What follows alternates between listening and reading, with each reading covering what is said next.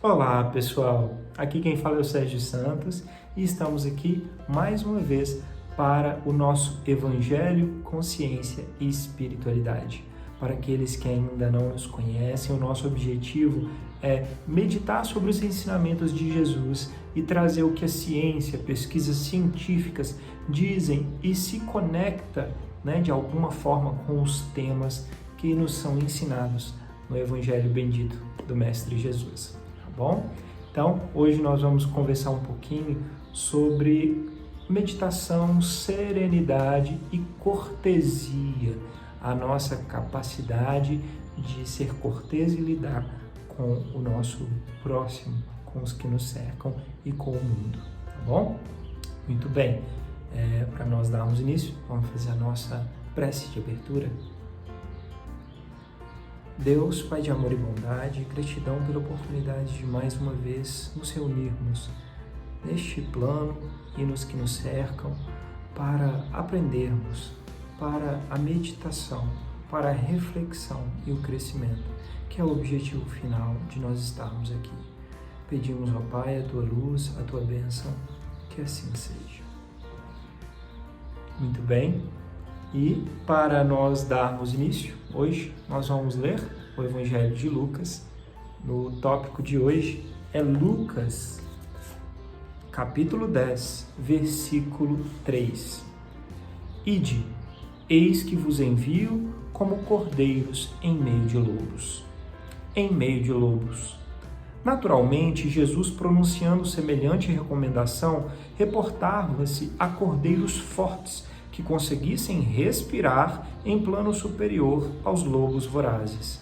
Seria razoável enviar ovelhas frágeis a bestas violentas? Seria o mesmo que ajudar a carnificina. O mestre, indubitavelmente, desejava as qualidades de ternura e magnanimidade dos continuadores, mas não lhes endossaria as vacilações e fraquezas. Aliás, para serviço de tal envergadura, desdobrado em verdadeiras batalhas espirituais, ele necessitava de cooperadores fiéis, bondosos, prudentes, mas valorosos.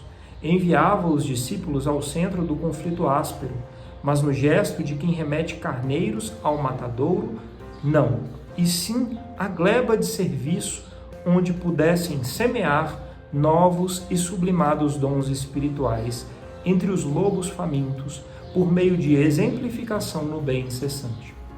Entretanto, há companheiros ainda hoje que se acreditam colaboradores do Cristo apenas porque levantam aos céus as mãos postas em atitude suplicante. Esquecem-se de que Jesus afirmou peremptório: ide, eis que vos mando. Em tal determinação, vemos claramente que existem trabalhos a se efetuar, ações beneméritas a instituir. O mundo é o campo onde o trabalhador encontrará a sua cota de colaboração. É preciso realmente ir aos lobos.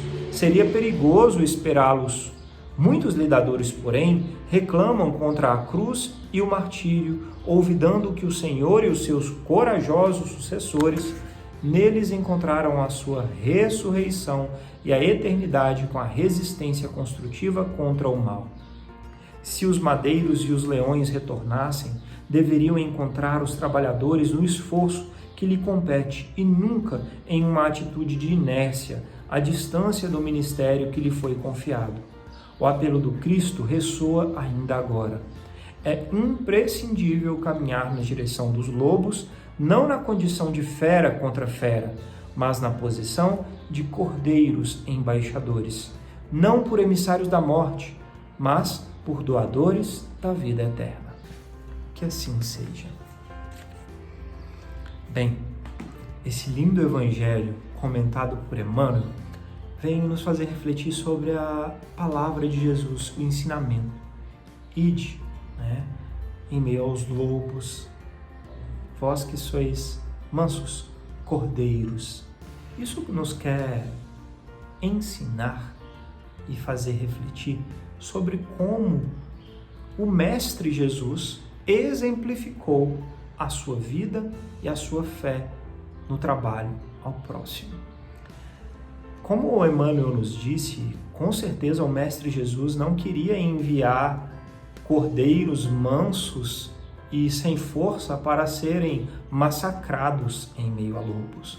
Ou seja, o trabalho de auxílio, de ser um cordeiro de Deus em meio a um mundo de lobos, não quer dizer você se sacrificar como alguém frágil e sem conhecimento, sem persistência e sem fé embasada para convencer e, digamos assim, auxiliar na doutrinação dos lobos, de forma alguma. Isso quer dizer que você que se diz seguidor de Jesus deve muito mais do que simplesmente levantar as mãos para o céu e louvar a Deus, mas sim agir. Agir como? Agir através de um embasamento, de uma força adquirida para amparar e auxiliar aos que nos cercam. O exemplo arrasta. Isso é um fato. Portanto, não existe melhor forma de um cordeiro de Deus que segue a Jesus e quer trabalhar na construção da fé e do melhoramento do mundo do que agir para o bem. Porque, mesmo sem dizer muita coisa, as ações destes cordeiros, que têm força e são bem embasados no seu raciocínio e na sua fé, vão converter e amparar e auxiliar toda uma comunidade ao seu redor. Sejamos então cordeiros mansos, sim, mas com força e atitude nas ações do bem, no exemplo, na exemplificação de cada dia. E para nós darmos continuidade a essa reflexão, nós vamos ler o livro Jesus no Lar, psicografado por Chico Xavier e ditado pelo irmão Espírito Neio Lúcio. O tópico de hoje é o 17, a exaltação da cortesia. À frente da multidão de sofredores e desalentados, relacionou o Mestre as bem-aventuranças, destacando com ênfase a declaração de que os mansos herdariam a terra. A afirmativa, porém, soou entre os discípulos de maneira menos agradável, e tal assertação não seria o encorajamento à ociosidade mental? Se o Evangelho reclamava espíritos valorosos na sementeira das verdades renovadoras, como acomodar a promessa com a necessidade de destemor? Se o mal era atrevido e contundente em todos os climas e posições, como estabelecer o triunfo inadiável do bem por meio da incapacidade de reagir, embora pacificamente? Nessas interrogações imprecisas, reuniu-se a assembleia familiar no domicílio de Pedro. Iniciados os comentários edificantes do Evangelho da noite, entreolhavam-se os discípulos entre a indagação e a curiosidade. O divino amigo parecia perceber os motivos da expectação em torno, mas esperava sereno os seguidores se pronunciassem. Foi então que Judas, rompendo o véu de respeito que aureolava a presença do Mestre, inquiriu loquaz: Senhor, por que atribuístes aos mansos a posse final da terra? Os corações acovardados gozarão de semelhante bênção? Os incapazes de testemunharem a fé nos momentos graves de luta e sacrifício serão igualmente bem-aventurados? Jesus não respondeu de imediato. Vagueou o olhar pelos circunstantes, como a pedir-lhes exposição de qualquer dúvidas que lhe povoassem a alma. Pedro cobrou o ânimo e perguntou: Sim, mestre, se um malfeitor visita minha casa, não devo recordar-lhe os imperativos do acatamento recíproco? Entregar-me-ei sem qualquer admoestação fraternal aos seus delituosos caprichos a pretextos de guardar a mansidão a que se referistes? O Cristo sorriu, como tantas vezes, e enunciou calmo: Enganaram-se todos naturalmente. Eu não fiz o elogio da preguiça que se mascara de humildade.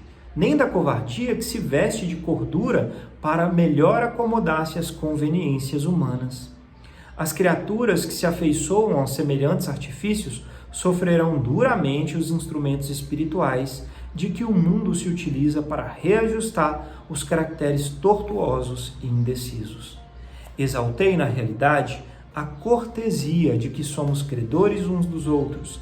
Bem-aventurados os homens de trato ameno, que sabem usar a energia construtiva entre o gesto de bondade e o verbo de compreensão. Bem-aventurados os filhos do equilíbrio e da gentileza, que aprendem a negar o mal sem ferir o irmão ignorante, que o solicita sem saber o que pede. Abençoados os que repetem 1000 vezes a mesma lição sem alarde para que o próximo lhe aproveite a influenciação na felicidade justa de todos.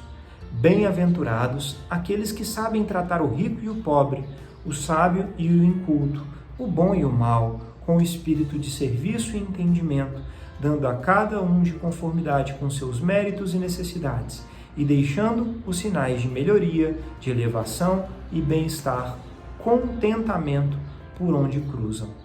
Em verdade, eu vos digo que a eles pertencerá o domínio espiritual da terra, porque todo aquele que acolhe os semelhantes dentro das normas do amor e do respeito é senhor dos corações que se aperfeiçoam no mundo. Alívio e alegria transbordaram do ânimo geral, e de olhos fitos, agora nas águas imensas do grande lago, o Senhor pediu a Mateus que encerrasse o fraterno entendimento da noite, pronunciando uma prece. Que assim seja. Bem, meus irmãos, esse evangelho lindo meditado pelo Mestre Jesus vem nos falar em complementação ao evangelho meditado sobre a mansidão e a ação, que são diferenças grandes e gritantes entre a sua forma de relacionar com os que nos cercam e de servir aqui neste mundo. Isso dito, o Mestre Jesus disse que o reino dos céus pertence aos mansos. E os discípulos ficaram em dúvida. Então a gente tem que ser cordeiro, pacato, inativo, ficar na nossa em qualquer circunstância, mesmo que um agressor venha até a minha casa, eu não posso nem pregar e ensinar, devo ficar parado. E Jesus, com a sua sabedoria perfeita, vem ensinar em seguida com amor. Não, meus irmãos, não é isso, vocês entenderam errado. O que eu quis dizer é que o mundo deve ser construído e ser possuído por aqueles espíritos que trabalham sem alarde, que são serenos e que agem, se esforçam, ofertam em cada esfera e a cada um que os cerca, na medida do que tem capacidade de receber e perceber, sempre trabalhando no silêncio, na humildade, mas sem omissão, sem ficar inativo na preguiça, sem ficar simplesmente orando da boca para fora, mas agindo com amor e devoção. A essas pessoas que sabem lidar com todos, com o pobre, com o rico, com o mais exasperado, com o lobo e com o cordeiro, que sabe lidar no mundo com amor acima de tudo, por todos, compreendendo que cada um está em um patamar diferente, a esses pertence o reino dos céus. Então, que nós sejamos os mansos de Jesus, os cordeiros, mas os cordeiros ativos, que trabalham, que se esforçam e que fazem o que Jesus nos ensinou. E dentro deste contexto, nós trouxemos hoje um artigo científico para refletirmos, cujo título é o seguinte: A serenidade da mente meditativa. Um estudo psicométrico transcultural sobre uma estrutura de ordem superior de 2 fatores de atenção plena, seus efeitos e mecanismos relacionados à saúde mental entre meditadores experientes. Esse artigo científico foi publicado no Journal, que é muito importante na comunidade científica, o PLOS ONE, e tem como autores, são vários, mas eu vou citar o primeiro e o último.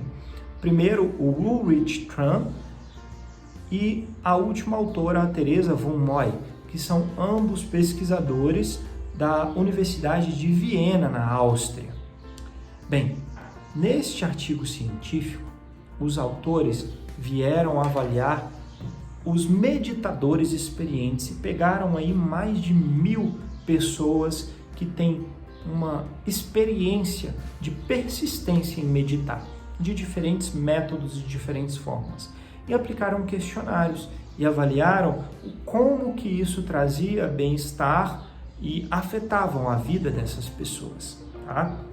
E os resultados foram muito interessantes, porque eles mostraram que esses meditadores, eles têm uma atenção plena melhorada, eles têm uma capacidade de foco e de se entregar melhorada, e quando eles descentralizam, saem de si no meio da meditação, aquietando a mente, no aqui e agora, eles entram numa faixa de equilíbrio, de vibração e de melhora própria. E esses meditadores, né, essas pessoas que conseguem elevar essa mente a um nível de serenidade, né, através da meditação, ou seja, as pessoas que treinam ser serenos acabam melhorando o bem-estar, reduzem drasticamente as chances de depressão, de ansiedade e de problemas mentais, de desequilíbrios psicológicos, tá? De uma forma geral.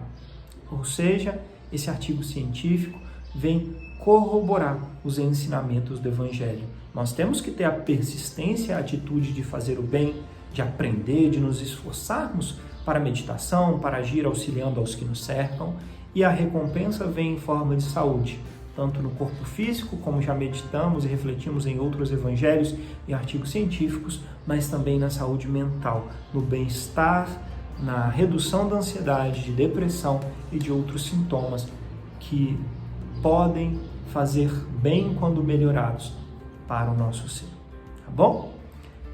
Muito bem, para nós fazermos a finalização da nossa reflexão do dia, vamos à nossa prece de encerramento.